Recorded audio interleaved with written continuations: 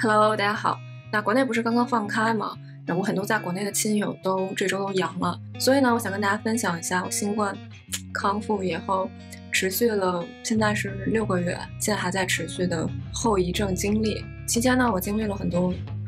焦虑还有恐慌的时期。那首先当然是希望大家不要有任何的后遗症，但是万一你出现了跟我类似的情况的话，那希望我分享我的经历可以让你有一个比较好的心态，拿理性来处理，好吗？那我们开始吧。那我阳呢是在今年，也就是22年的5月底。那我自从2020年疫情爆发以来，没有出去旅过一次游，也没有参加过任何一次这种什么演唱会啊这种公众活动。那只有实在是说在2-3年里面避无可避的这种公司聚餐，或者有的时候去办公室工作，但还是呢不幸在5月底中招。那先跟大家说一下我的疫苗情况啊，我是2021年打了2针莫德尔纳的疫苗。我自己平常属于身体不好不坏的那种，就可能2-3年有一次感冒这样，没有任何的这种慢性疾病。那我在今年5月底阳了以后呢，我的症状其实算比较轻的，发烧只烧了3天，而且最高只到38度5，其他呢基本上没有什么症状，我也不咳嗽，我嗓子好像也不怎么疼，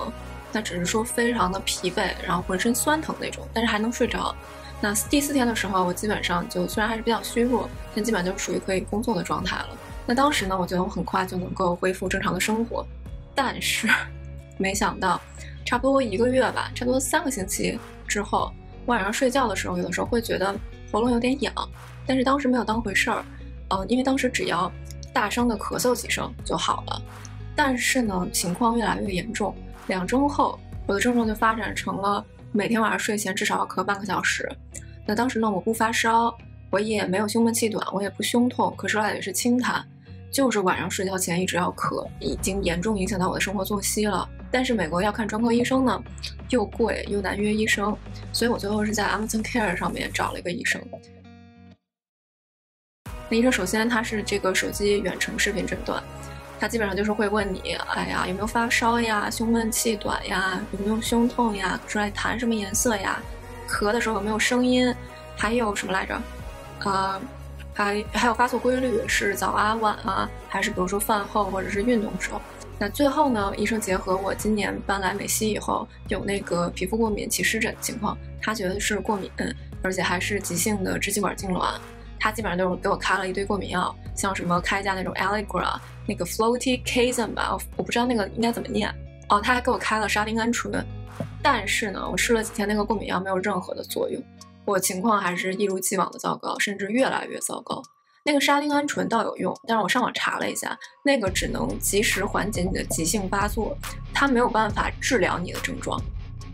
我还记得那个时候，我基本上每天出门兜里都要揣一堆纸，大家就是以防我在路上突然咳起来了，然后可能有一些痰。还有一次特别尴尬，就是我在电梯里面遇到了同事，但是当时呢，我正好也是发作咳有痰，同事跟我打招呼，我都没有办法跟人家说话，特别的尴尬。然后在这样的心态中呢，我心里越来越焦虑，然后甚至想到自己是不是得了什么不治之症，就感觉自己是不是要完了，心情特别的差，再加上睡不好。那这个时候呢，我就很着急了，但是我想去约一个专科医生能够看咳嗽的。那我找了所有能找到的诊所的电话，那最早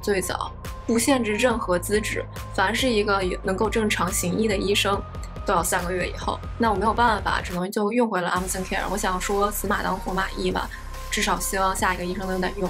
那我第2个看的人呢，其实不是一个医生，是一个有处方权的护士。这边他的 title 应该是 Nurse Practitioner。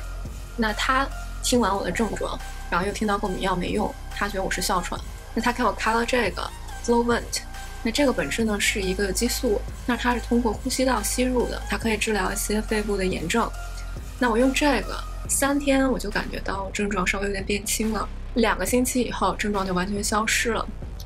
但是这个玩意儿要$200，将近$200一盒，而且它开封以后6个星期就过期，而且因为这个药是一个3类药，在我没有达到我那个医保的门槛之前，基本上全都是我自付的。那我用了2个星期以后我就停药，我觉得我自己已经彻底的好了。但是我停药以后1周又开始觉得嗓子有点痒，然后2周又开始晚上咳。那个时候呢，我真的很绝望，而且非常的烦躁，就不知道这个东西到底什么时候才能是个头。那所以呢，我就着急了，我就开始给那些诊所每隔2天都打一个电话，就是想看一下有没有那种临时的取消预约的，能让我钻个空。然后我运气比较好，打了第3次电话的时候，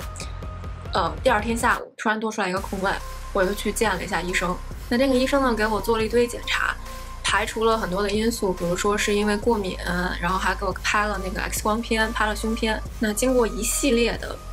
诊疗，他最后确定了我就是得到哮喘。那他的原话呢是，这个 COVID 打开了我哮喘的潜能，他也不知道这个病会持续多久，让我一直用着这个 Flovent， 但这个就是贵呀。然后但是又不能不用，因为不用的话我就咳嗽。然后我当时就特别的担心，因为大家不是说用皮肤的那种激素用久了会形成激素依赖吗？我当时脑子里就在想，哇，这个东西我要是用久了会不会也有激素依赖，我就不得不再生量，然后到最后就没有药治我的病了。但是医生跟我说不会啊，这个是一个比较安全的长期的哮喘用药，而且它这个作用机理呢不是吃进去，而是直接吸入到肺部，只作用于肺，那对身体的整个副作用也比较小。那还有一个问题啊，就是对女生来说，这个药没有经过就是孕妇她的这个妊娠安全的验证，但是呢，那个医生说有做过验证的药，到时候可以再给我换。那到现在为止呢，我用这个药已经用了好几个月了。那我发现只要我按时吃药，我的生活其实没有什么太大的变化，那我也就慢慢的想开了，没有再那么的焦虑和烦躁。你想，这个世界上有那么多的慢性病，高血压、糖尿病，大家不都是按时吃药好好控制吗？所以当然首先我是希望大家都不要有什么后遗症，但是万一如果你遇到了跟我类似的情况呢，好好听医嘱，好好吃药，这个完全是可以控制住的，你还有大把的美好人生。那最后呢，也祝大家都能够健健康康，还有平平安安的。那拜拜。